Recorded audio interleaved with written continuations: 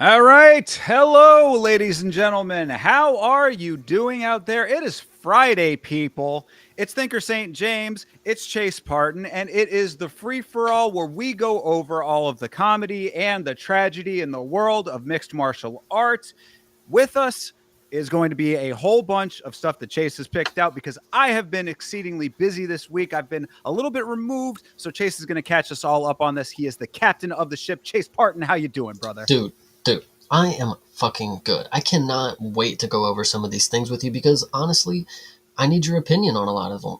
I don't know what to think by myself. I'm one of these people. I'm a sheep. I just go into things. I need people to tell me how they feel so then I can now make an opinion and then go spread that on to other people and probably ruin their day with that. But well, then collectively we will shepherd these opinions together, and we will do that also with the chat. Of course, we're seeing Beeb coming in early. Appreciate you. Sarah Toby coming in, the queen. Appreciate you guys here. And of course, since this is the Friday stream, we're a little bit more loose, a little bit more relaxed on these ones. So by all means, let us know what you think about these stories as well. We'll highlight a couple of your comments, and we will have a grand old time with what is shaping up as we come into this weekend. One of the largest pay-per-views of the year, potentially at least. And we found out that I guess you're going to talk about some of this stuff, so maybe I'll hold back. But yeah, definitely hold back because listen, I'm already bursting at the seams to talk about this first thing. Yeah, this first thing that we're going to talk about, and this maybe is already what you're alluding to, and maybe not. I don't know where you're going with it, but the Paramount deal is going to be starting in January. And with that being said, they've already swindled us. They've swindled us. They've jacked up the prices. We are now screwed. And I want you to know why this is important to me. Is because just a couple months ago, there was a year-end sale, 50% off for Paramount Plus, right? I thought of this as a great opportunity to get 9 months of the UFC, at 50% of the price, get my annual deal for $30 only. And I was big brained at this time because, the general public is not actually paying attention to who owns what or what's going to be on where. They just get on the app and they're like, holy shit, UFC's on, Getting this information and being able to get that 50% discount felt like the life-changing opportunity that I was going to have. Now, all of a sudden, does not seem that way. So, what do you think about that? I mean, I think that really, when I saw this, I actually had the same reaction. I said, man, Chase coming through with the galaxy brain predictions and foretellings of these things, because I also, when you posted in the Discord saying, hey, this is a good opportunity for you to get this at a discounted price before the changeover happens. I said, you know what? I'm going to do it as well. And I did that, saw this, and was like, well, thank God for that. However, I am certainly acknowledging that this is a bit of a bait and switch. However, you have to go 2 steps farther. We still are not going to have the pay-per-views, though. So I think that this is still a net positive, the whole Paramount deal and the shakeup and everything. It is, I think, very poor optics, I would say, to be doing this right as this is happening, though. I think that it would have been very smart of them to say maybe in February, start doing this. Be like, okay, you get that first month out of the way. Hey, prices are going to start raising. Let everybody realize why it's so great. You know what I mean? Give us a month of realizing that this is this is what you want. Like, oh man, we don't have to pay for pay-per-views anymore, or get them in alternative fashions like some people do. Give people a little bit of a comfort level with the new service, see what the quality level of the streaming is like. Hopefully that's going to be okay. We've got a lot of questions still. So to find out that we're going to be getting a price hike on top of all of those lingering questions that still need to be answered, that I think is what's poor about this. My thing is this could have been said initially. Like they could have been like, yes, there's going to be a price difference, but there's going to be a premium package that will bring along this form of live sports. The fact that they've said it, like you were alluding to at the beginning, you know, this is one of the biggest cards of the year. The most eyes are going to be typing in UFC. They're gonna get shit like this. People are gonna be like, "Whoa, whoa, Paramount's gonna be."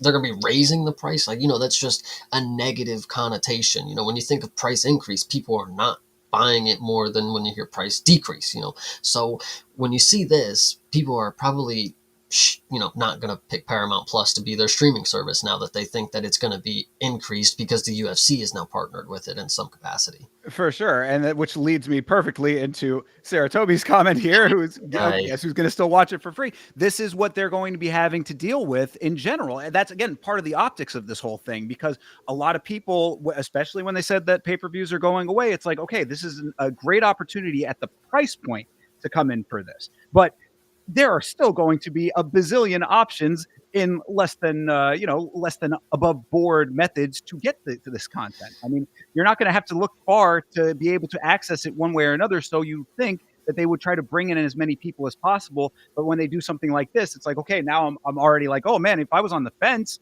I mean, you know, all of my various Russian friends can still be helping me out just the same. Yeah, true.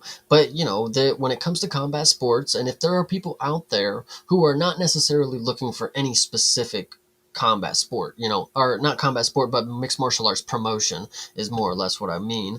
Because when you look at Prime, they have one occasionally. It's not necessarily as much as we've come to realize. You know, as I watch it every Friday, I get an occasional one card on Prime once a blue moon. It does happen tomorrow, by the way. There is your blue moon, but and when it comes to, I think PFL, didn't they go to fucking Max or something? What was They the went deal? to Vice, I believe. Isn't Oh, that what they Jesus just? fucking Yeah, I Christ. know. Yeah, that's what a lot of people said. Wow, yeah, really going to the premier network over there, PFL. But I think it's only for their international events, actually. So I think they might still have a deal with ESPN for their core content. I don't. Who knows? You know, it's one of those types Yeah. of situations. But yeah, I mean, this is like the division of all of this stuff. It makes it harder and harder for people to access the content. And this was supposed to be a nice way to bring everybody in under one service here. And now they're kind of, again, the bait and switch aspect of it makes it a little bit annoying for some people. I can certainly understand that, especially also considering that Paramount Plus, you know, to highlight Beeb's comment here, the only reason to get Paramount Plus for a lot of people is the UFC, and now having it, both of us, I think that we can see that that's kind of true. I mean, that's not a robust streaming service, I would say. I think here's the key. Okay, Beeb makes a great point. The only reason that some people get Paramount is for the UFC, and that is going to be for a lot of people in our age group, our demographic who are watching mixed martial arts. There is another demographic of people who get Paramount, and I think there is going to be some crossover, is because Paramount owns the kids network. They own a lot of Nickelodeon. I know it's not Disney, you know, but they're moving away from Disney and the ESPN Plus, so we're gonna shoehorn Nickelodeon. If you've seen what Nickelodeon has been able to do with the Super Bowl and some of these NFL games where they do fucking CGI, fucking Patrick Star on the field and shit like that, and have slime touchdowns, we could potentially be seeing something like that for the UFC. I don't know. I mean, it might be a little crazy, but there might be somebody out there who wants to watch that. I don't know. Perhaps. I mean, there might be some little crossover things here and there might be some other offerings on the streaming service that would be attractive to other people. But the whole idea of $7.7 billion with this purchase of the UFC was to bring in the UFC audience. So you're now selling me that, oh, you know, okay, well, I'm going to come in, but now I'm already getting a price hike. Who knows how many more price hikes are in the future to offset the fact that we're not going to have pay-per-views. You're starting to dilute the thing you just paid all of this money for, and now maybe get a little bit of extra audience out of those people who might be looking for Nickelodeon and et cetera, et cetera. It's not the Comedy people Central. looking for it, it's the people's children. That's the thing. It's like, okay, I get the UFC and I get my kid to not bother me because they have SpongeBob season 1 through 79. I Yeah, mean, there that's might be age some. that, you know, that's age 2 through 12. So Sure. Yeah. I mean, no, I'm not discounting that there might be some of that. mhm. And that will make sense for certain people. Obviously, certain types of families, certain situations and whatnot. That will make sense for them. The same way that I'm a huge comedy fan. I'm very happy that I have the Comedy Central library from there. That's cool. I get all my South Park now. I mean, I've been denied South Park for a long time without it. There's a number of things that are like good points that as you go down the line that you can say, but like I'm coming for the UFC. I mean, like at least me personally, those Mhm. other people, it's going to be interesting. I guess that's really from that point, like what'll be interesting going down the line is how much extra will they get from people like what you're saying, people who wouldn't be UFC fans, but now, oh, well, I bought it for SpongeBob. I'm staying for, the fighting. I think there's actually a really good case for this being the ultimate family package. You get the late night fights for dad. You get the crime dramas on your CBS network for mom. There's probably some soap operas on there. I don't know. I haven't done my extensive research, but then I'm telling you, the kids network.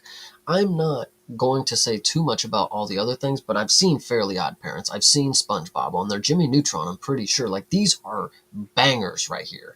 I mean, like Jesus Christ. I mean, you could try to sell it that way, but what you're I have not stock in getting. Paramount if anybody Okay. hasn't been able to tell. Exactly. Yes, well then sell on, brother. But no, I mean, I think that the issue becomes though is that yes, all of those properties that you're talking about are well-known big properties, and there's probably entertainment value there. However, you're not getting your Squid Games or fucking any other show that you can name on any other streaming service that is lapping Paramount Plus in the space. You talked about Disney, Hulu, ESPN with whatever bundle they're going to have, going forward now with the ESPN changing all of their arrangement. They're going up against Titans. UFC was supposed to be a part of making them a bigger player in the space. Now you're kind of bait and switching the UFC fans here. You're sort of kneecapping yourself before it even airs on the programming, before it Mhm. even airs on the platform. Yeah, 100%. And before we move on, because I was gonna make a quick bridge to this conversation, and we will get back to that. But I want to go ahead and shout out Beeb real quick. That's pretty tragic to hear, my man. Hate to see Yeah, that. yeah, no, I saw that as well. Beeb, how many times it seems that crazy tragedy befalls your life, brother. We've talked about how how much you've already overcome and obviously still seem to be going through, and obviously our hearts are always with you, and we appreciate you very much. That's a tragic thing to have happen. Take as much time as you need and know that we're going to be here for you whenever you're around and when you're ready to come back. Hell yeah. And so other than that, I think that's what I'll wrap up on the Paramount deal with the price hikes, because we do have to talk about some other things that are getting cut out of our lives other than the Paramount subscription package, of course. Yes. When it comes to cuts, we're going to go ahead and wrap up what happened in this latest week. So obviously, Play the Chris, taps, yeah, Chris Barnett, of course, get the 3 gun salute or whatever. 2-4 exiting the UFC. Kiefer Crosby 0-3 exiting the UFC, and then Kurt Hollabaugh 2-3 exiting the UFC. And what is crazy to note is, and we'll start from the bottom here, just because it's the last thing and the first thing I wanted to note. Kurt Hollabaugh has been competing since like what 2000 and fucking a million. Yeah, pretty much. I mean, Kurt Hallbaugh was competing since Strike Force. So So he was on the last Strike Force card. That was one of his first fights pro, or at least first fights of that caliber. And then he ended up getting a UFC contract, got cut from the UFC, came back after a season on The Ultimate Fighter, and had mixed results as you're seeing here. So yeah, for them to say 2-3 in the UFC, I mean, on this last little spat, perhaps, but oh his career goes way farther back than that. yeah, I was about to say like yeah, 2-3, but he's been around for ages. I was like, that don't sound right, but okay. Thank you. Yeah, Kiefer Crosby. yeah, Kiefer? How do we say this? Kiefer Kiefer. Crosby. This is the guy that got kneed in the fucking head, and the ref told him he's got to get back in there, champ. That You're was good. that was the one that was the most surprising to me based on how they did him with that. I mean, like you're not. I mean, granted, 0-3 in the organization, I can see it, but like from the same time, he made some really solid points after that whole incident happened. I can see. I definitely agree, and I think this is evidence of him making, one, good cases, and two, being too fucking annoying about it. Too Like loud. Yeah, he exactly. obviously was he was obviously making Dana mad. Like, yo, if we'll give you another fight if you just get over it. Like, we'll keep you around. But he was probably like, no, dude, that ain't right. Like, we need something to happen. And he was like, yeah, well, you can go talk to PFL about that one. We'll go see if they'll overturn it for you. Yeah, don't talk too loudly about the power structure. Even though, really, if you think about it, he wasn't necessarily even talking about the UFC. He was talking about the commission. But you're too loud. Period. And it's also like, when you're, I hate to be this person, but like when you're not a named player in this game, you sometimes got to just know your role and shut up and move on. Not everybody can chat. Like, not everybody can stop the championship fight from an eye poke. I'm just saying. Yeah, it's right. Well, yeah, you gotta work your way up to be able to still overcome those types of situations in this sport. That is true. But Kiefer Crosby is now in a perfect position to go join the that fighters league, the organization that's putting on the class action lawsuits or any of that kind of stuff. You Yeah, want to start. My point is, if you want to start piping up, you have options. They're just not the ones that you really want as a fighter. yeah. So I don't know if this was necessarily them exiting him or him, packing his bags more or less before he was exited kind of deal. But either way, it does suck just because the last fight we know he kind of got fucked up and like Yeah. he did have a point, but what can you say? Me and Thinker were already having discussions before the call. What can you do? You can't become the cog in the wheels. It's already going. You're just gonna get run over. I mean, So that sometimes the cards are stacked against you, and the only choice is to change course if you want a different outcome. there is a song. You got to know when to hold them, and you got to know when to fold them, That's a guys. classic right there. It certainly is. Speaking of knowing when to fold them, Chris Barnett being escorted from the UFC by the grace of God, and it's just crazy to me that he was able to amount to 6 fights in the organization after the 2 that I saw from this man. How was it possible that he could have looked good? I mean, he got, listen, he's not in the UFC anymore, and thankful, because I don't want to see him like have to get beat up again. Like, it's genuinely what's going to happen. He's not somebody that is in peak physical shape or, prime athleticism of his life. It's just not here for him. And, he can literally go do karate combat and be very, very successful. But the UFC is the pinnacle of the sport, and it is a disservice to the fandom to have to see him out there, because we know, like, and I'm not even, listen, I'm being serious. I Like, know. and that's what's hard about this. Like, sometimes you just got to be real. Like, I would love to see him out there if he was genuinely good. I could be like, wow, I'd love to see that dude go out there and throw a tornado kick and knock somebody. But he tries it and he misses, and then he loses, and his ass was out. Like, But I mean, just but you're answering your own question from before. How did he stick it out for this long? That is the answer. He did it once, and when you do it once and you have the physique that he had, that was enough to carry him through all of those fights. But as we have seen time and time again in this sport, in this organization specifically, you cannot rest on a gimmick for too long. You will get found out, and that's essentially what happened to Mr. Barnett here. Same that we've seen with the Tuivasa and the Tafa brothers. I mean, again, you have a thing that you do very well, not exactly the same, not yes, exactly the I same, know but what you mean, but you know like what? Yeah, it you get it. pains me to think about how right you are. Like, God, it's so bad. You Like, if you do one thing well and only that one thing, this sport is so multifaceted. You cannot just do one thing.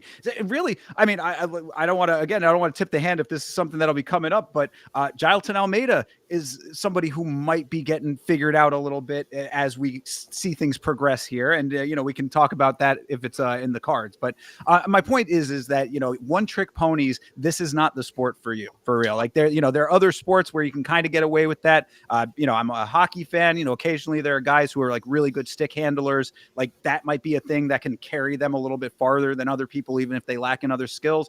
MMA, it's you, your opponent, and that's it. So if you are a one trick pony, you ain't gonna last. yeah, it is quite funny that people come into mixed martial arts and then they try to just only use one martial art. It is quite funny because some people genuinely are that good at it. But when you have somebody who, one, when it comes to the cards being stacked against you, you're short, you're at heavyweight, you are overweight, You are not in the prime of your life. Again, I could go over this all over again. It's just unfortunate that I couldn't have been a fan of a younger Chris Barnett, to be fair. I think Karate Combat could be your home if you genuinely still want to be the fat guy who does the jumping kicks. But if you're going to blow out your him versus Robellis, we'll talk about some things. But either way, him blowing out his knees and ankles doing that kicking shit is not what I want to see. So if this is where you got to call it, Chris Barnett, gun salute, my man. I appreciate. But he was so fun when he danced to the cage, Chase. He was so much fun when he did his finger guns and shaked his belly around. I mean, you're not wrong. You are not wrong. He was fun, but his time has come. This is not the fun league. This is the most badass motherfuckers league. But you make a good point though that there are the fun leagues out there. I mean, like there are other play, especially in this era of the sport now, where there are things like like Karate Combat. I mean, there's places. PFL wants to be similar to the UFC in like their presentation. Dirty boxing's a better example. There you go. Exactly. That's what I'm saying. There are other places where, so especially now that you have a little bit of name recognition, you go and fight in some other organization, make a little bit of bread over there, you'll be fine. Yeah, 100%. And I think that's all that I have to list and say about our cuttings here. Is there anything that you would like to say? Did you want to play some tune for them? That's I was just gonna say that at some point, one of these days I'm gonna have the stream deck like I have over at Vitz King's place, and we'll have to get a little drop made up for these kinds of things. The RIP to our fallen soldiers here. Exactly. Right. Thank you. Yes, the taps on deck for these guys. Okay, so we're gonna move on to our next one, and I'm not gonna lie to you guys. This was not next, but since Thinker already brought it up, let's go ahead and get his points. I did not listen to the video yet. I did not listen to this yet. So this is... I haven't either, actually. I just saw the headline. Yes. Let's hear this. Let me actually, before, there's other things that I have the same thing to say, and maybe I'll save it for saying it for later. I don't normally watch the clips. I read the headline. Same thing with another one later. I wait to watch them with you, or I just send them right to the Discord, and I'm like, hey, did you guys see this? Like, I normally don't watch it myself. I'm just like, hey, did you guys watch this? So, I get lazy. But we're going to watch it together. I guess so. All we out there doing is wrestling, baby. It's me and him is a wrestling match. I got a chance. Me and Jai Hilton, wrestling match inside of an octagon. Yes, that's safe. It's very safe. It'd be really difficult to tell the two of you apart. You guys look exactly and then we the look same. exactly the same. Same body. Same body. Both of us just getting takedowns. It's safe. I can call the next fight. That's a great choice. Yep, me and Jai, I can literally fight Jai Hilton and go and call the next fight. Yeah, okay. So just to set up, I thought they were going to set this up in the clip, but just to set up why we were playing this. The question that DC was asked, and it says it here on the screen for anybody who's just listening. But what fighter would DC fight if he was to come back and fight now? Well, I guess they were actually asking him. That's a shitty question. Wait. If that's the question, his answer is horrible. Yeah, what fighter would excite you the most to fight on today's roster if you were still in your prime? Okay, I think that was the question, and then they got off track somewhere, because the question ended up being, such and such about Jailton Almeida, and DC just went on a fucking tangent, I guess. No. I think that was his answer to the question, was that he wants to fight Jailton Almeida. And if you think about it, I think that this is a very in-line answer for DC, because if you recall his famous quote to Ryan Bader, I want the easiest fight in the division. He still does. Okay. All right. For him. Yes, I'm not a hater of Jailton, like a lot of people have become now. But and I think it is funny that this is 2 times now that he's publicly just like ragged on him, just like he don't even care anymore. Like, he's just he just sucks. Like, he's just not him. It is funny that he ended up losing after that, because like now DC stands to be right, and he can talk more shit. Like, dude, I'll fucking whoop him. I'll get back. I'll do the Bass route, and I'll put the shirt on after. Like, it's crazy. I mean, the only thing I could say to that, like, because my question would be, why does DC think that he sucks so bad? But the answer is kind of answered right there, is that he's what we were just talking about with one trick ponies. DC, you'd think that DC as the wrestling, the wrestling guy. He's every time that they're wrestling, he's glazing the performances. He's loving it when they're on the ground. All of these different transitions and whatnot just tickle DC pink.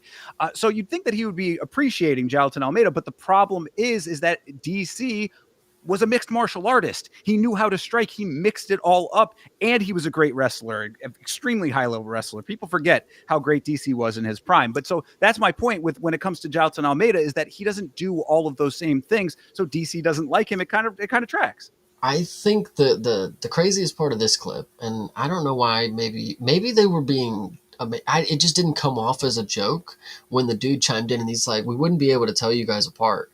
And then DC's like, yeah, we're built like exactly the same. Like, it didn't come off as like a ha ha ha moment. Like, are we sitting here? I think it was supposed to be, though.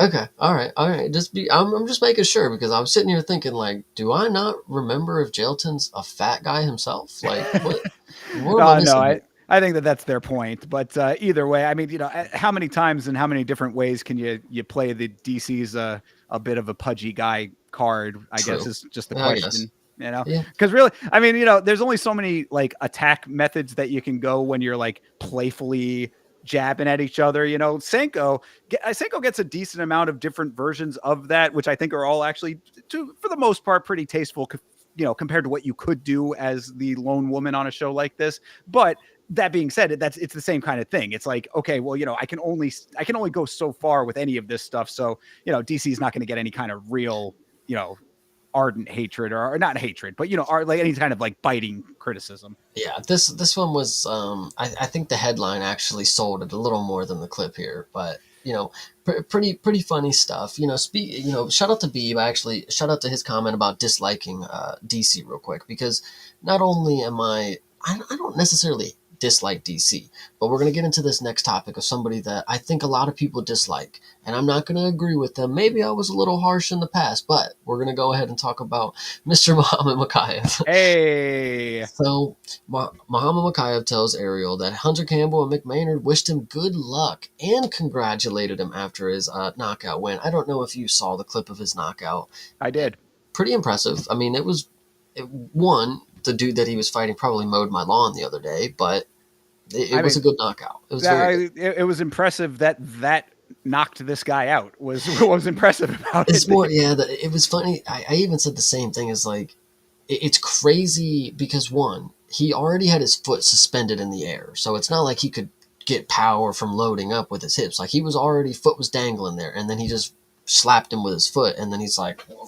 Well, but that's the whole. I think what people, because okay, if you have not seen the clip, basically Mokaev jabs this dude, and then he goes for a kick, doesn't take his foot all the way down, and then kicks again with the same foot suspended midair. Very cool looking move with the double kick. However, it was the jab that started it off. This guy was already wobbly off the jab, is my point. You know what I mean? Yeah. So it's like, yeah, it was cool that was what ended up doing it. But like you said, this is Brave that these guys are fighting in. That region of the world, Brave, is primarily Middle East and you know, that side of the planet. You know, there's a lot of fighters from that region, a lot of fighters that are trying to make their way up through promotions like Brave. I don't necessarily think that this guy was, you know, the highest caliber based on what we saw. Was the move cool? Yes. Muhammad Mokaev is good. We know this. So, you know, I don't know. All of that in context, I guess. Yeah, I think it's time to bring him back. You know, I was a little spiteful, you know, and I obviously wasn't ever being serious, because, like, it's not like this dude murdered somebody. Like, he clearly never did anything worse than Cedricus Tomas has done in the last 8 months, you know, so bring him back. You know, the fact that bringing him back would make Dana look bad, like, in his mind, it's like, I would be wrong if I brought him back. Like, so I can't do that. Like, I can't look like I don't know what I'm doing. So I don't think there's gonna be something there, but we'll see. No, I don't think that wouldn't be my assessment of it anyway, because I think that what they were doing by cutting him in the first place is just sending a message to him to stop being such a diva, because that was the whole thing, is he's treating people poorly behind the scenes, even though that kind of remains to be, you know, confirmed or whatever. We had heard a lot, aside from the whole Manel Cop situation with Mokaev, there were a number of other incidents that the organization was claiming happened with him that led them to saying that we didn't want him in the organization anymore. I think at this point, especially if he's saying Hunter Campbell and Mick Maynard are, you know, wishing him well and then congratulating him, it's like, either bring him back or don't, you know what I mean? Like leave this guy alone if you're not going to do that. You're toying with him at this point. Like, you know. Yeah, you got Hunter Campbell literally in the trench coat in the bottom of like a dark alley, and he's like, "Hey, Mokaev, I'm watching your fights today, buddy," and then he just never gets the call, Anyway, very very funny stuff. I think it would be nice to have Mokaev back, because there's been too many times that I think there's people out there who have been trying to get their DoorDash orders, and this dude's been fucking them up. Like it's just crazy to me that he needs a legitimate position in this sport, or he's going to continue Uber eating. It's crazy. Facts. Yeah. Look, Makayev is good. He was good in the organization. He was in line to potentially get a title shot at some point if he had not done the things that he had done elsewhere, behind the scenes or whatever. Let the guy come back at this point. Let him, work his way back up a little bit. Give him a mid-level guy, mid-ranked guy or whatever. Put him whoever's number 10 in flyweight or whatever. Just throw him up against that guy, and then let him work his way back up to the top. And I guarantee you, at this point, he's going to behave himself.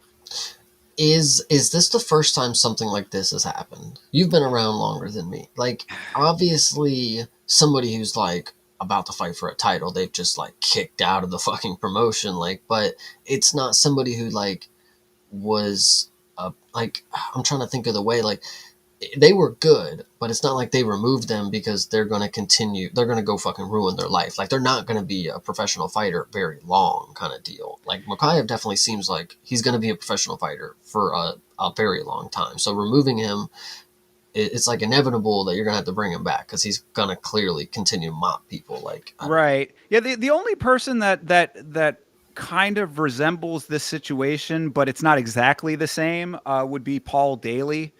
When Paul Simtex Daly was in the UFC, but he got kicked out because I believe it was a late kick or he intentionally threw like something, or I think he actually might have jumped off of his opponent. Like his opponent got knocked out and he like kind of stood on his body for a second and then jumped off of him. Dickbag move, most definitely. He deserved a reprimand for that. He ended up getting kicked out and then fought in Bellator for many, many years. But never came back. So yeah. So I mean, like that would, but again, different circumstances surrounding that, I suppose. That was the one that I was going to bring up is Nick Diaz, but it wasn't this situation that Beeb just brought up. I was going to say it was for the weed things, but Nick was going to fight GSP for the title, and Nick didn't show up for a press conference, so Dana made him fight Penn. I didn't know that's how it went, but yeah, that's a good one.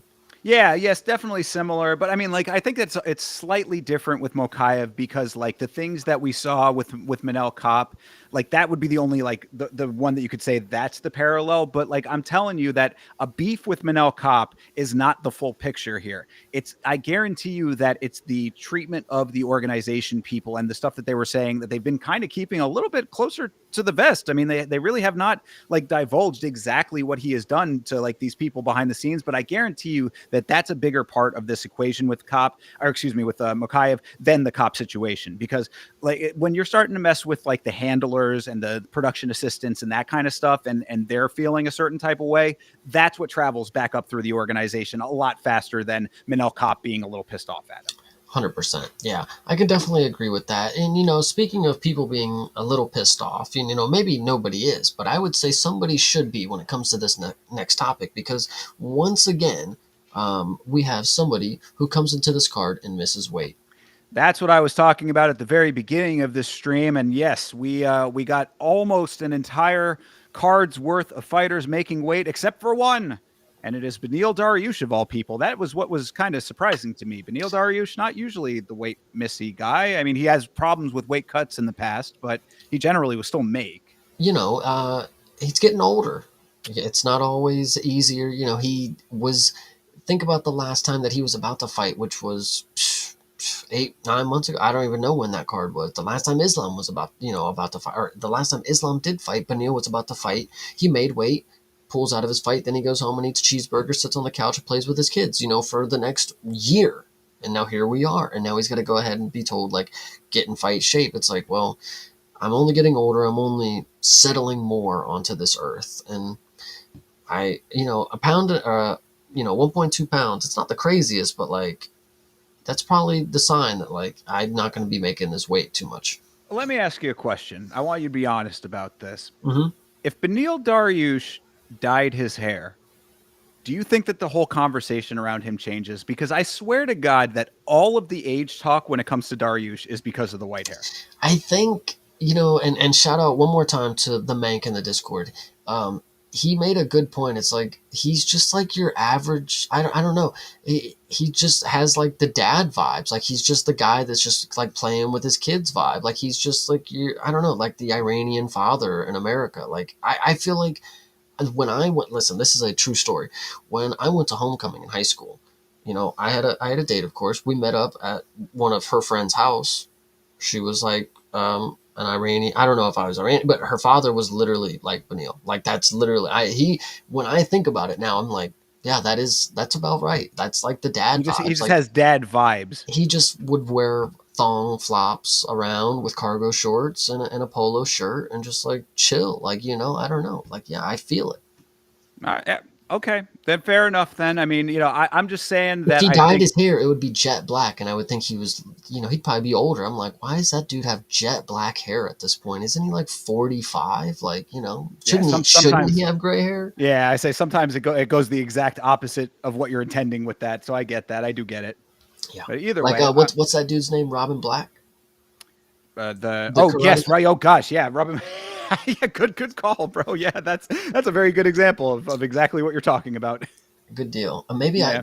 what do they have? Photographic memories? Maybe I have one because I can picture that dude's jet black hair right I mean, now. you see it one time, you'll never forget it. Robin Yeah. Black. Shout out to him and his very colorful commentary.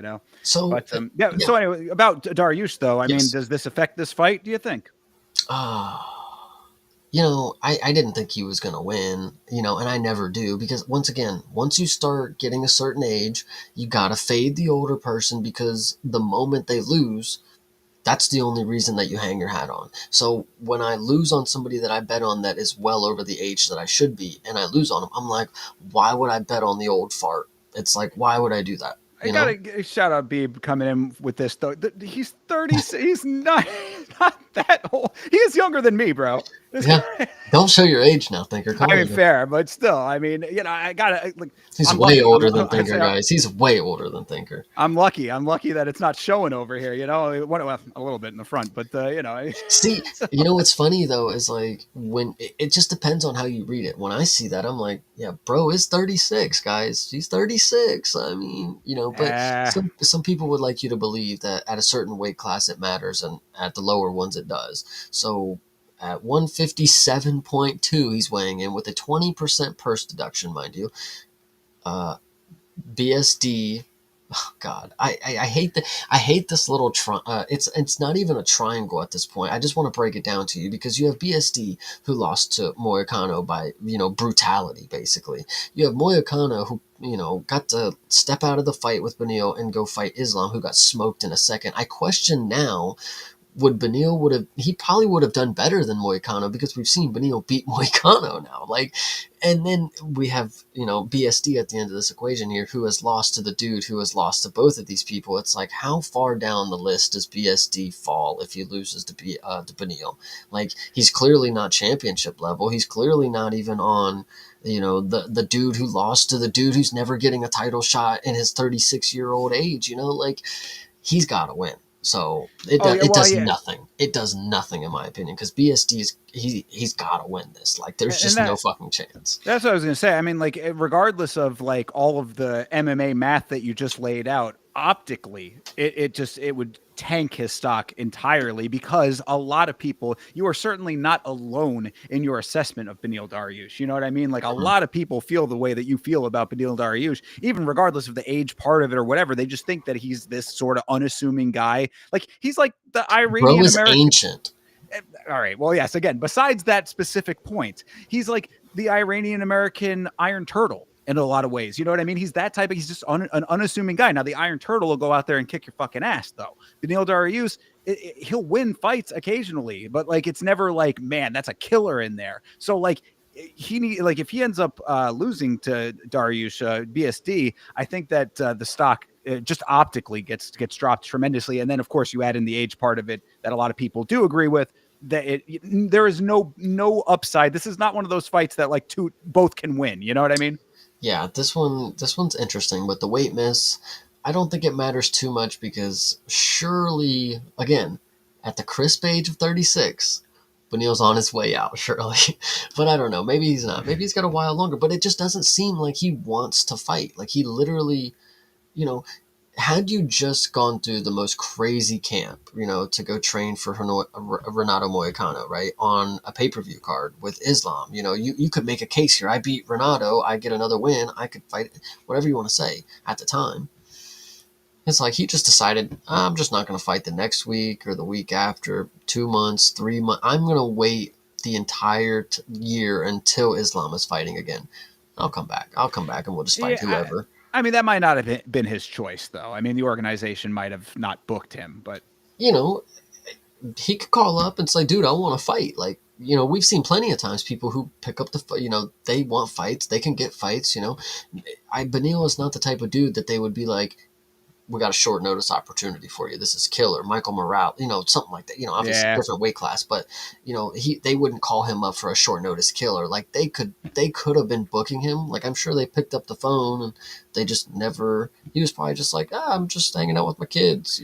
I mean, he's living large off that show and win money that he got from that whole situation. I didn't want to bring up that point, but that is another key point to this. Is like, why the fuck would he go back into a fight? He just got paid handsomely, and no weight weight deduction, purse deduction from weight miss. He made weight that time, and listen. If I was Beneil, I'd be on top of the world right now. The UFC loves me, and there ain't no particular reason why, other than I'm just in the UFC and I'm just 36 years old. Like, there's nothing that I could tell you that stands out for Beneil Dariush. Like, it's not like he's not from some specific region, like it's not like he's the one of one where it's like, obviously we got to take care of our Josh Van, but like he's just an average guy in the UFC. It's just weird. I don't know.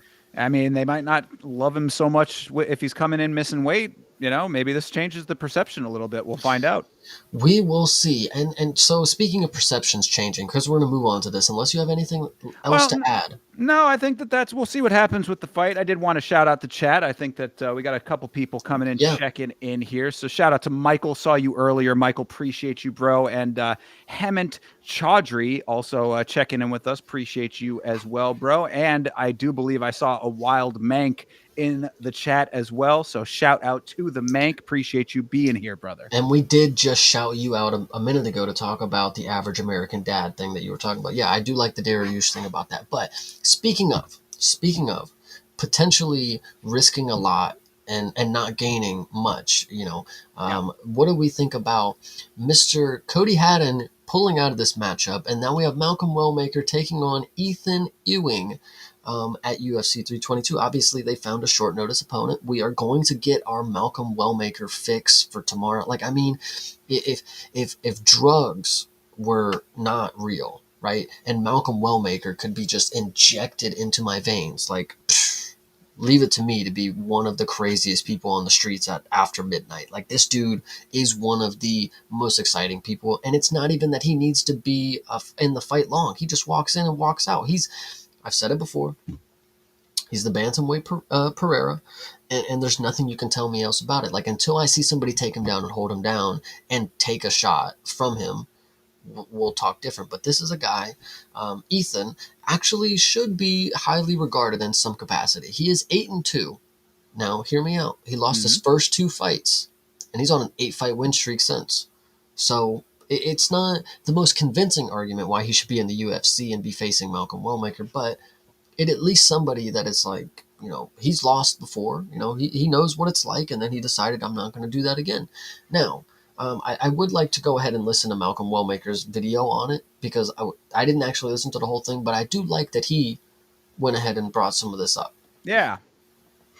All right, let's talk about it. My fight for UFC 322 at Madison Square Garden against Cody Haddon is canceled. I got the phone call this morning that last night somehow he broke his foot and he cannot compete. My new opponent is Ethan Ewing. I know as much about him as y'all do, but he stepped up to take the fight. Shout out to him, and I still have my opportunity to fight at Madison Square Garden this Saturday. To be honest, it really breaks my heart that I'm not competing against Cody Haddon anymore. I was looking forward to the challenge, the respect that I possibly could have got from performing the way I planned to, but I'm grateful to have a replacement. So no worries. It's the fight game and it's God's plan. So we still gonna put on the show. We still gonna have a good time. And I will see you guys Saturday in New York at Madison Square Garden, UFC 322. Every time I hear this guy talk, I just like him more and more, man. He just seems like such a genuinely cool guy. Really, I have not seen any contrary footage of him that would make me like think any other way about him. He's just a genuinely good person, the type of person that you'd want as a role model in this sport. So that in and of itself, I'm very happy that he's able to fight at Madison Square Garden, as he said, a big platform for him. And, now with a new short notice replacement, probably going to put on a pretty big fireworks show, I would think. Now we got to talk about the elephant in the room, because this is what pisses me off. I love how even Malcolm says, I got the call this morning, last night, somehow he broke his foot. Yeah, that you posted that in the Discord, and I also agree. I didn't say anything about it, but in my mind, the wheels were turning as well. Random foot break days before your fight, huh? Yeah, biggest fight of your career. UFC 322, you step up against a super scary opponent, and coach probably broke your foot. I don't know. I don't think they were going to let him go into that fight. They were like, we got to, because, and this is what, actually, shout out Mank one more time. He made the good point. It's like, this is how you know they get paid too much. It's like, they don't have to fucking actually go to the fights that actually fucking matter. But the point that I would like to make, I think that's a good point that he made, though. The point that I would like to make is that people in this game, they'll say yes, so people think that they're hot shit. Cody Haddon said yes to Malcolm Wellmaker. He just got injured, bro. He just got fucking injured. It's like, I don't think this dude, listen, I think he realized that he was in over his head. And a foot break, listen, people go through a lot of different injuries before their fights. A foot break is pretty serious, but you must have been training really fucking hard to do that. And normally you'd be wearing shin guards and pads. Like, hard sparring, a couple of days out from your fight. That, I don't know. I don't know what to say about that. All right. Well, let me address all of this. Number one, they get paid too much off of what the 8-8 he got in his last fight, possibly. Give me a break. No, what happened here has nothing to do with that. That he's not paid so well that he can say no. It's more of what you were alluding to. The foot break. You say his coach may have broken his foot. No, his coach bought him a boot to walk around in so that he can get out of this fight after he realized that he should not have taken this fight in the first place. He might have said, he might have thought he was the say yes to anybody, anytime, anywhere kind of fighter. Then he saw the footage of Malcolm Wellmaker and realized that he answered that phone a little bit too quickly, is what I would suspect happened here. But I don't think that has anything to do with them getting paid too much. I think that this was a miscalculation that he had to course correct on very quickly. Probably took a little bit too long considering it, and then had to scramble for something at the last minute. A foot break is something that you can kind of pull off. Again, put on that boot. Who knows the difference? I actually really love your idea of it now. Like, it goes even a layer. I was thinking, like, when people get drafted into the military, back when that used to happen, and they'd shoot themselves in the foot or something so they didn't actually have to go. That's what I was figuring Cody Haddon did. He saw, like, this is true. Like, this is fear in my eye. Like, this dude right here, Malcolm Wellmaker, is going to ruin my career because he's going to just drop this right-hand bomb on me.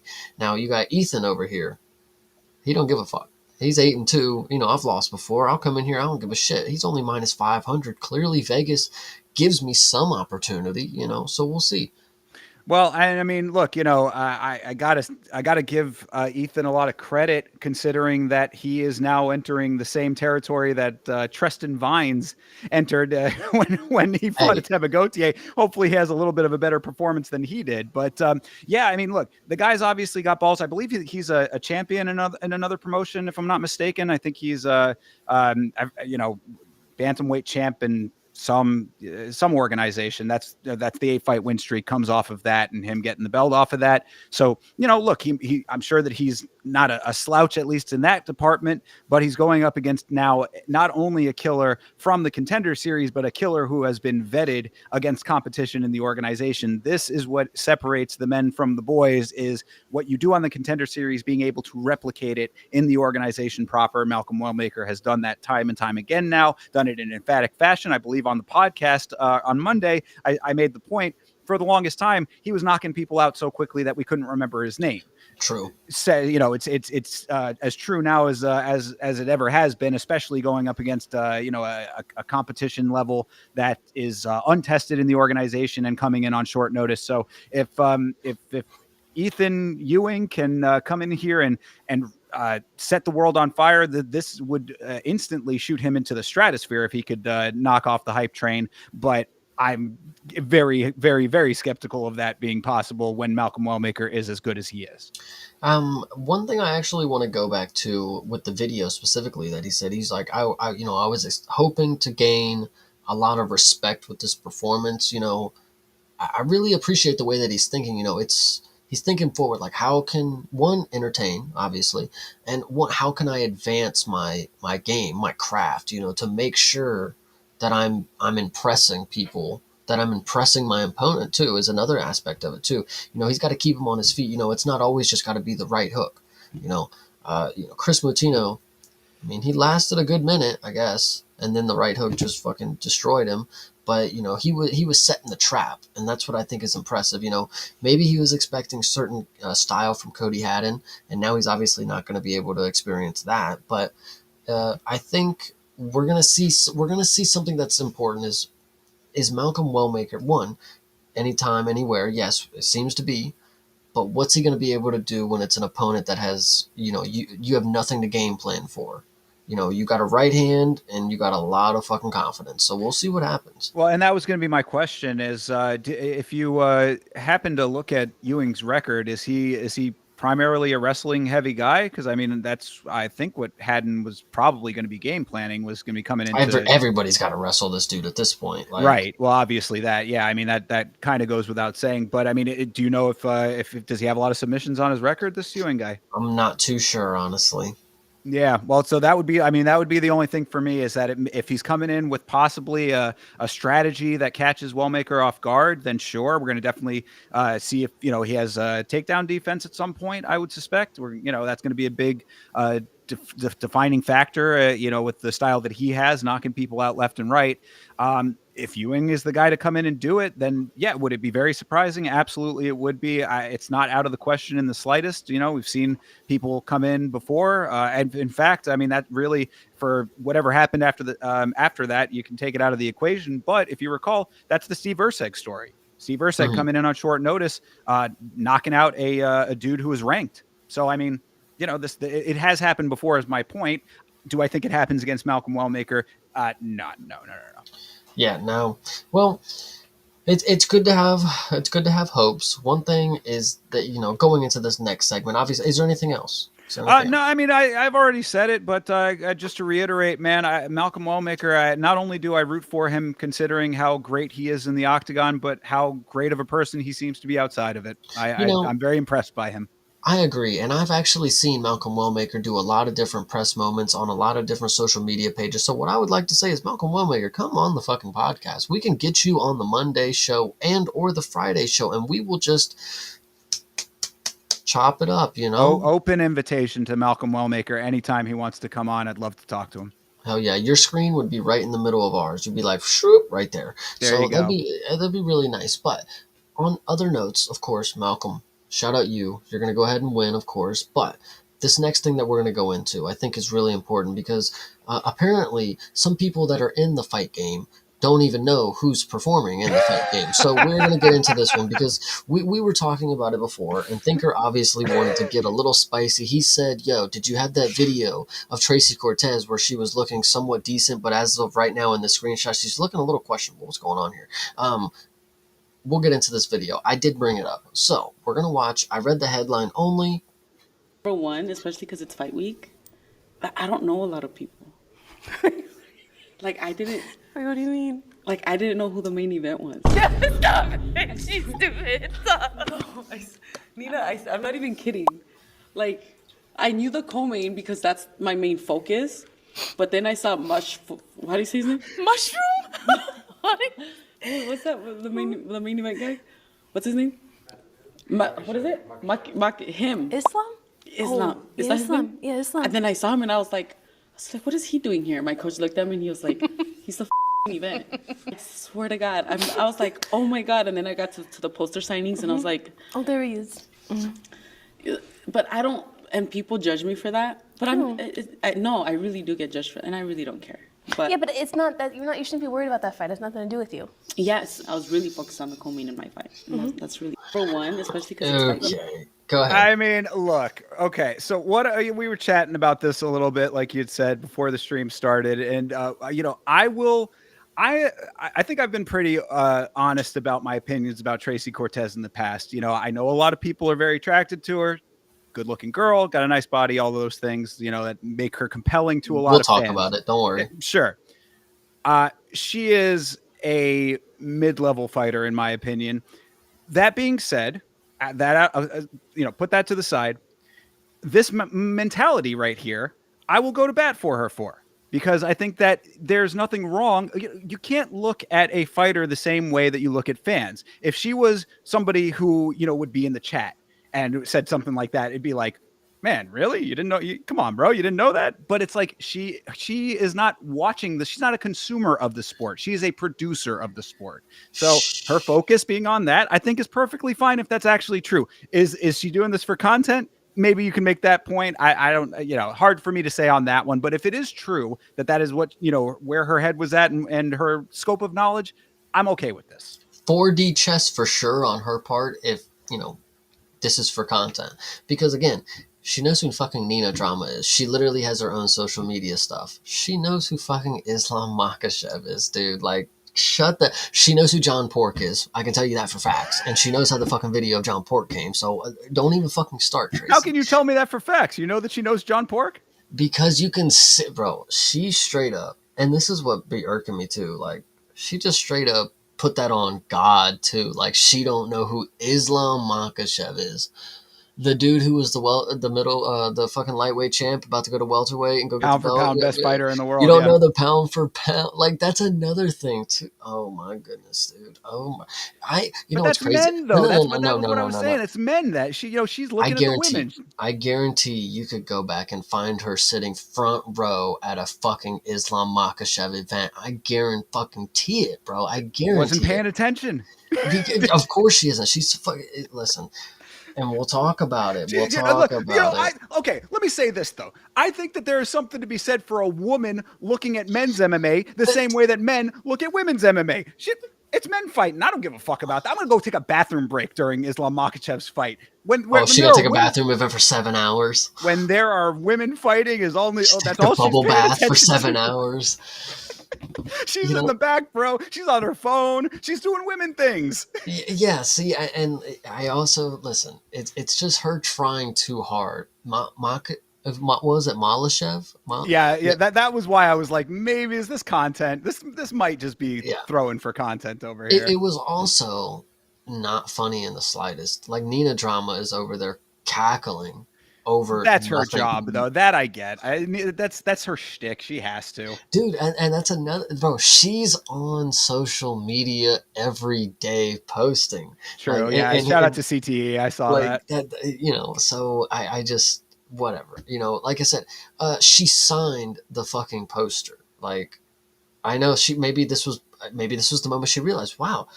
Who's that guy right there? Islam fucking she signed it for fucking 350 of them. When she is in fight camp, fight mode, bro, blinders on, nothing else matters. She's focused on Tracy Court or on Erin Blanchfield, and that's all that it is. It's one singular drive. She's a monorail right now, brother.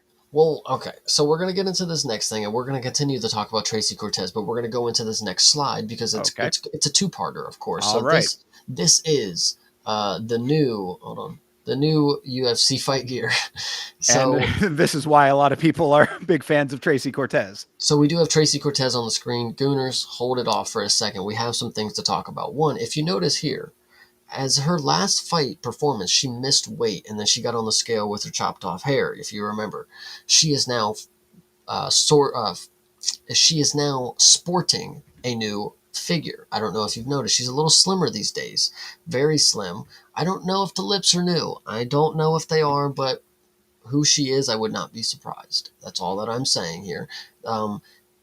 It's it's going to be interesting to see how she fares in the division now, because that was part of her game, is being the weight bully where she can just thighs sit on top of you, and then her grappling would do the work. Now we're going to actually have to see some skill back up. Like, if she's going to be even playing field when it comes to size, Erin Blanchfield's got a lot of fucking skill. She's been doing it since she's like fucking 6. Tracy Cortez, you better be able to, if you're not going to be able to wrestle at the caliber that you were before, your striking not necessarily something that I would say is your best attribute. I mean, trust me, I'm looking at better attributes right now, but we will talk about the wrestling could or could not be a factor. I'm worried is all that I'm saying, even though I think the new look is very good, very good. Yeah, no, well, look, I mean, I don't think that necessarily the physique is going to impact. I mean, if we're thinking about this in physiological terms, like, I don't think that the physique is necessarily going to impact the mass as far as like her muscle distribution goes. Maybe I'm going a little bit deep into the science of it, perhaps, but like for what you're saying, yeah, she has a lot, like, and yes, obviously, she's got she packs a lot of ass. Okay, fine, put that to the side, Gooners. What I'm saying is that she's lower body heavy, and she has big legs, and a lot of times that she uses that leverage. She'll grip up top and then leverage with her legs. That's how she's able to cage clinch and move people around and that kind of stuff. I think that what ends up happening with that is that when you have a more skilled wrestler, someone like an Erin Blanchfield, that there are maneuvers that you can do that can easily counteract that. She was able to get away with it for a lot of like decent fighters before, so I'm not saying it's impossible. And she gets her hands on you. She's pretty sticky. Like she'll commit.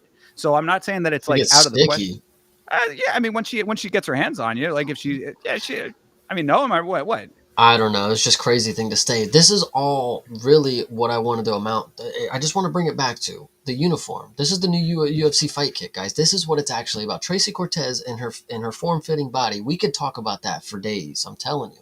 All right. Well, okay, fair. Well, if you don't want to talk about the actual science of the fight and all of that, then yes, I do like the new fight kit. Actually, I think that the outfit is cool. I mean, I'm very critical of, because a lot of people love the custom shorts and all that. I've never really found, except maybe Pereira's at the famous ones that he had.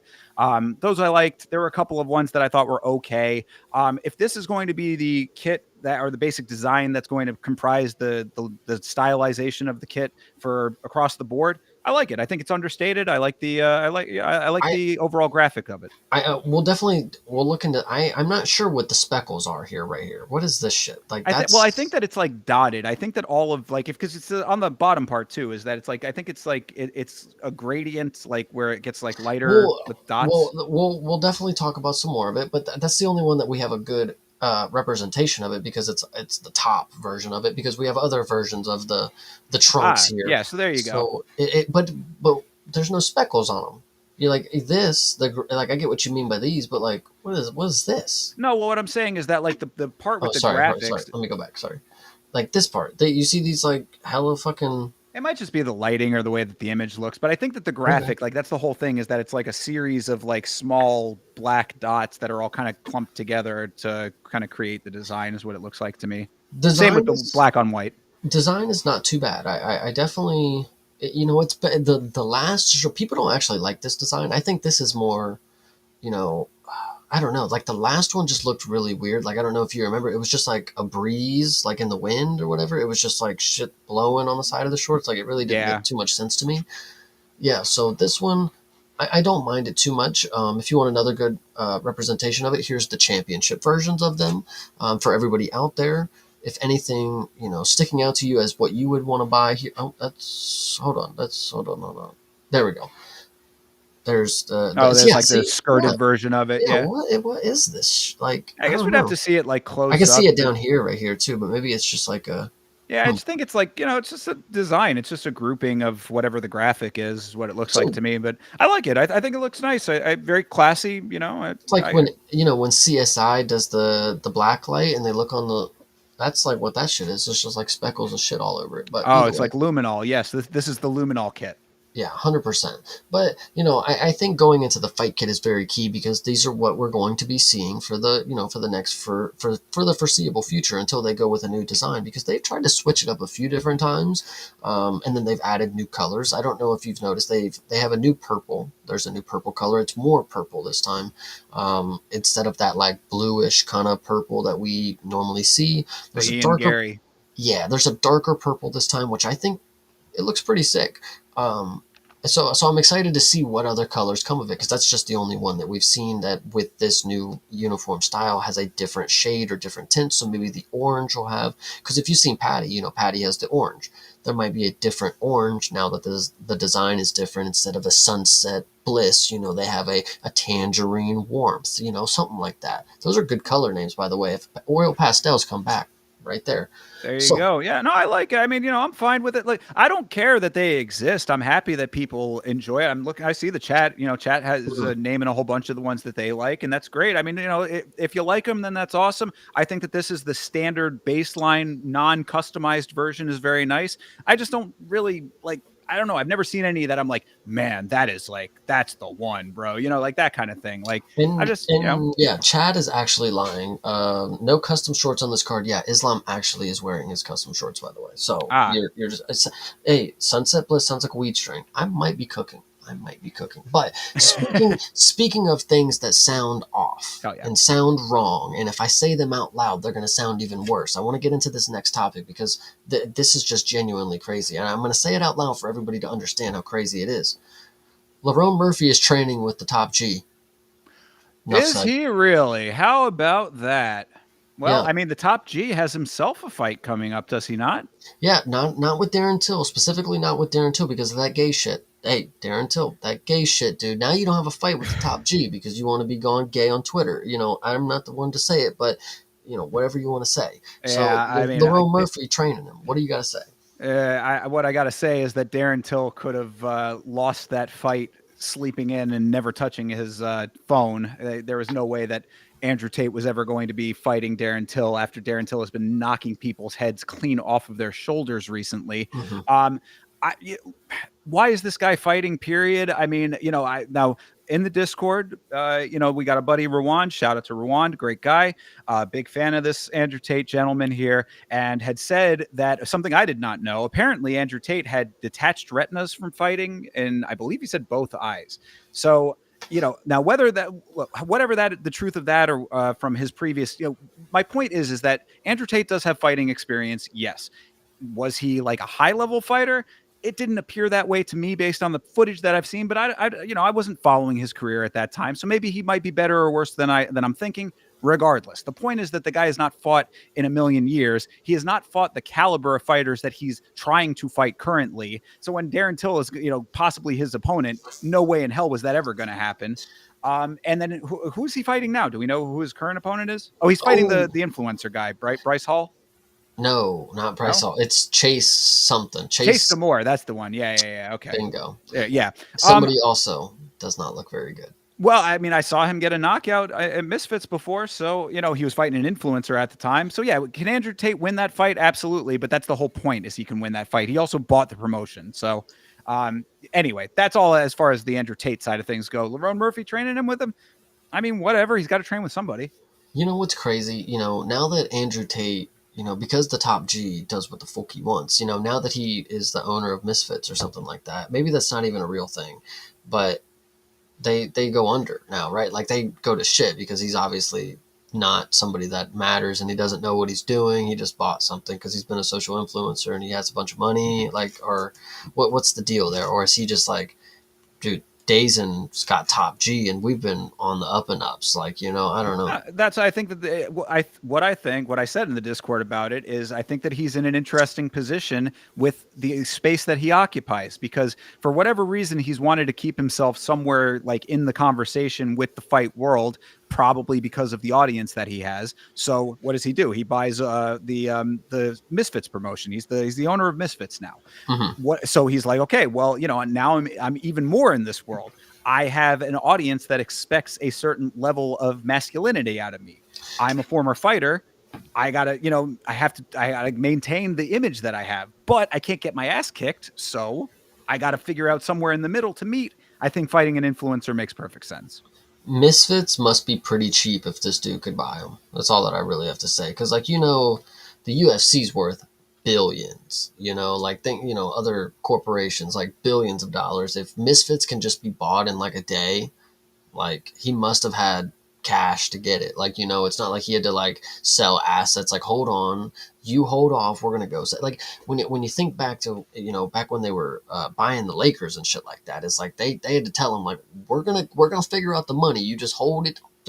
Put the name down. We're gonna go sell some shit. We'll be back. Like, they had to go figure out how to get the money for the team kind of deal. On this one, it's just like, well, Top G owns us now. So yeah, I mean, we don't know exactly what went on behind the scenes with that, but I do acknowledge that Tate has made a lot of money over the course of his time in the spotlight and before that apparently as well. So, yeah, I mean, it doesn't surprise me that he was able to buy a, fourth ranked boxing promotion that's primarily putting on influencer boxing. Yeah, I mean, that's exactly the world that he should be operating in and buying. I actually think this segue is very perfect because the next thing that we're going to talk about is exactly what the Top G should have invested in, because I think this is the space that he would have been able to thrive in with all of his schemes and well, just and before you switch scandals. over, then, Yes. though, I do want to acknowledge shout out to Hydra, who's been chilling with us for a minute. I don't think we gave a proper shout out to the homie, but yeah, Misfits isn't worth a player on the Lakers. I think there's probably some accuracy to that. But go ahead, Chase. Yes, facts, absolutely. So this could be the Top G's potential home if he wants to branch out in two different organizations.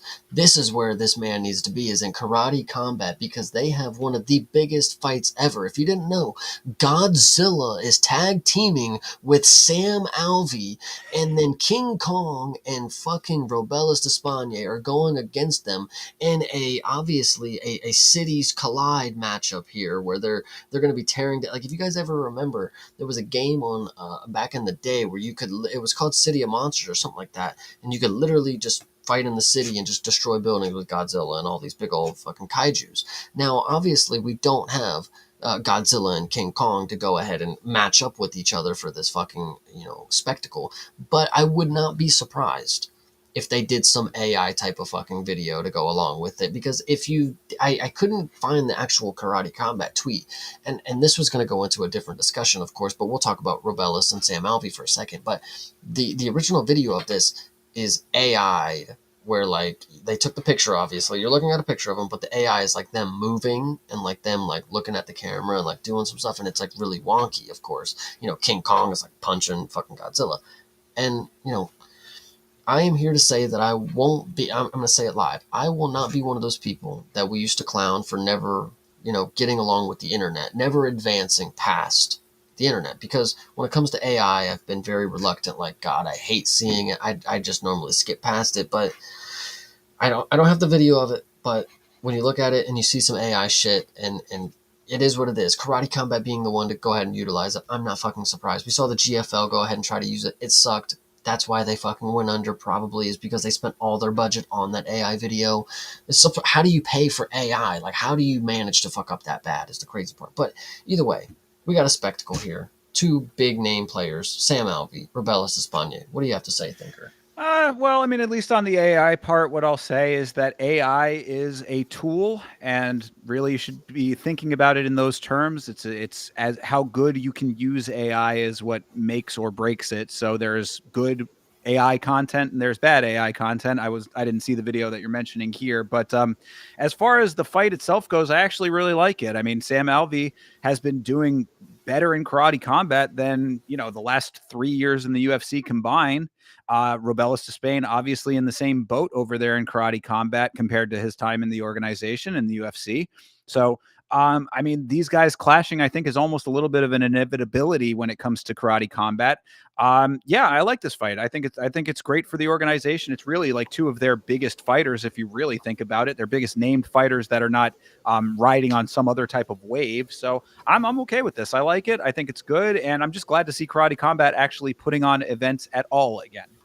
Yeah, I'm literally at this moment trying to find the actual like GIF of it, but like apparently Karate Combat doesn't have an official Twitter anymore. Whatever, I don't know. But the reason this was a good segue, because back to the original topic, the top G could have bought Karate Combat, and then he could have just ran the Crypto Bros scheme like out the fucking wazoo, and well, he already got busted for some crypto pump and dump at some point in the past, so maybe the Karate Combat guys weren't messing with him on that one.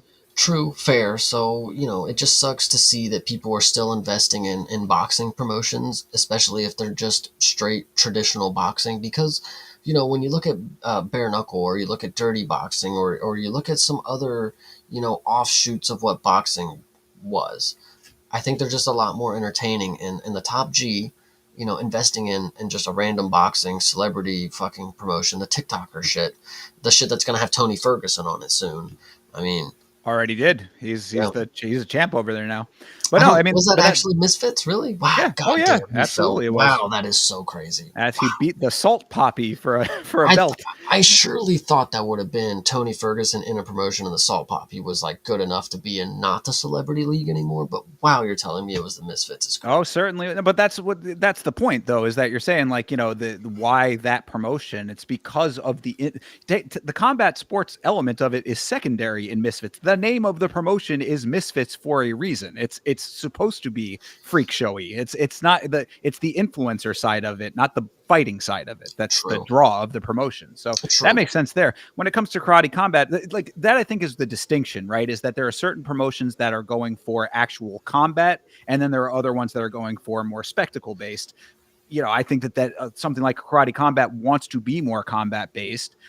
They maybe have a little bit of the spectacle in there at times, but like overall, their focus is still the fighting. And you actually see people get knocked out and actual fighting occasionally. Mm-hmm.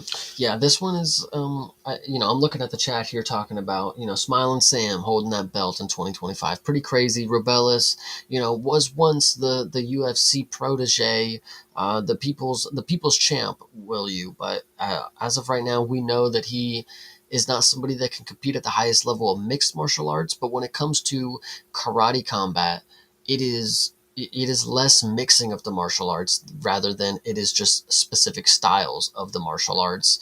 And those could overthrow a lot of different styles of martial. Like if Robellis is, he was a bronze medalist or gold medalist, some medalist of Taekwondo. Bronze, yeah. That is applicable to this sport more than others because there is no wrestling involved in Taekwondo versus a karate based. Those can match up evenly rather than somebody as a wrestler because it changes the playing field. You guys all know this. Robellis could go out here and potentially beat Sam Alvey. I would not say it's out of the realm, but Sam Alvey is somebody that has lost like 9 times in a row in the UFC. Robellis lost twice and they kicked him out. So I don't know what that means, but whatever. No, I mean, I think that really what you just described is exactly the value of these other promotions is that it makes perfect sense. You like Sam Alvey not having the breadth of ability when it comes to mixed martial arts can thrive in a different environment that is more restrictive in the way that you compete. Yeah. So, I mean, that's these other promotions serve a definitive purpose in that way. Robellis to Spain, the exact same thing is exactly what you laid out. I mean, he has nothing on the ground. He doesn't need to have anything on the ground in Karate Combat. So you play to your strengths. You go to the places where you will have better success. And we talk about that all the time on the podcast. It's like, oh, this guy does X thing well. He should go over to X promotion and do it there. 100%. So yeah, I think that this serves a fantastically fine purpose as far as I'm concerned, and then it keeps him around a little bit for some of these guys because, we enjoyed seeing Robellis get his knockouts when he did that, but he couldn't do that consistently without the rest of the elements. He can do that consistently in Karate Combat, and in reality, probably he's going to do it again here against Sam Alvey. Yeah, he's probably going to do this for a really long time, I would say. And it seems to be what he wants to do. Karate Combat seems to take care of their big name players that they know are going to be their celebrities. Alice Pereira, and probably, to be honest, seeing what Alex is kind of in this state where he wants to be at the top of the world, but he knows that he didn't always have money. This is an opportunity when he's done with his UFC career. He saw what Karate Combat has done with his sister. He could go here, stay here for a couple. He could be 50 years old in Karate Combat and just obliterate people.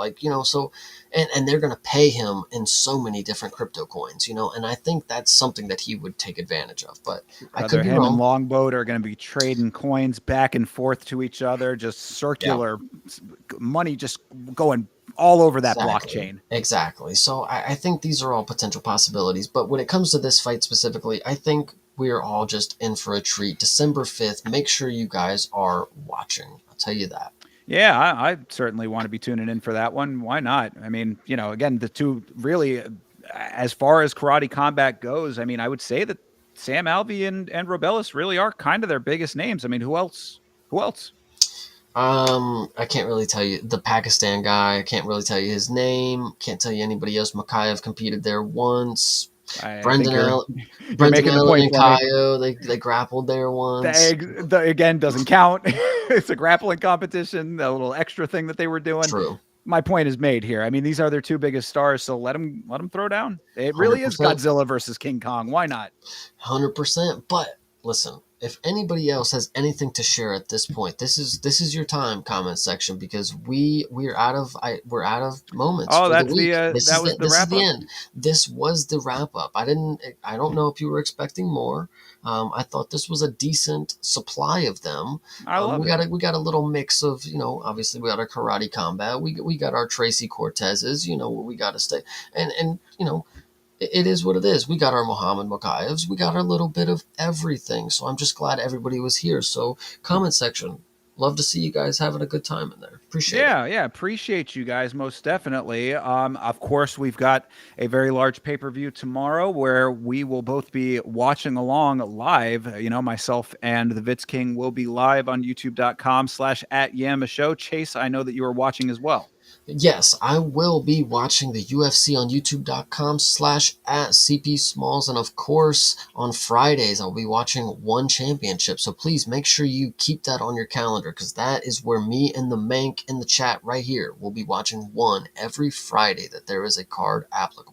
Yes, absolutely. Yeah, go and hang out if you are around on a Friday morning. Get your fights in early. And of course, shout out to Chase, the man here, for pulling double duty on a Friday, getting the early one stream in and coming back to do the Friday free-for-all as well. So Hell really yeah. good deal here, brother. I definitely enjoyed it too. There was a good amount of stuff. I really, the Malcolm Wellmaker part, man, he's just such a cool guy. Love the video. Dude, I'm telling you, man, I've been wanting to. Now, we've got him. I would have liked to have gotten something out this week about it, but I've been toying with a nice little kind of just a showcase of some of his nicer moments outside of the cage, because of how impressed I am with him as a person. He puts on for his community. He's very active in his community. He's very active in giving back.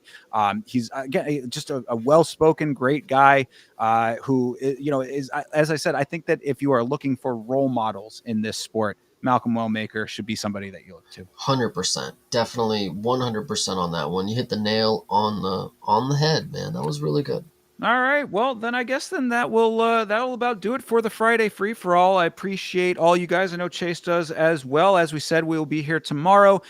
Next week is extremely busy for your boy, but just be aware that I am in the process of getting the Warrior review edited up as we speak. I'm about a quarter of the way through now. That's how busy your boy has been recently. But it will be edited. It will have all of the still images from the film that will match up with our 4-hour conversation about it. If you have not seen the Warrior review yet, you can watch it in VOD form.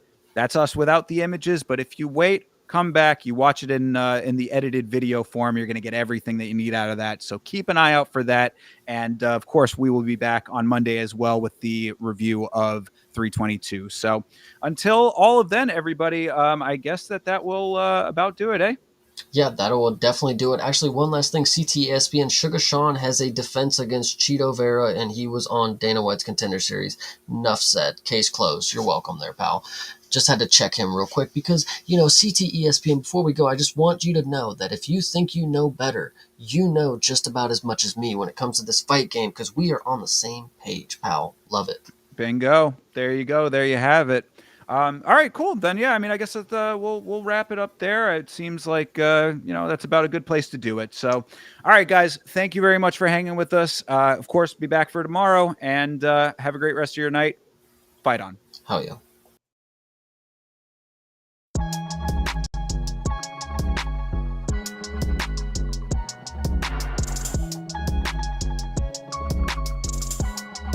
Hey.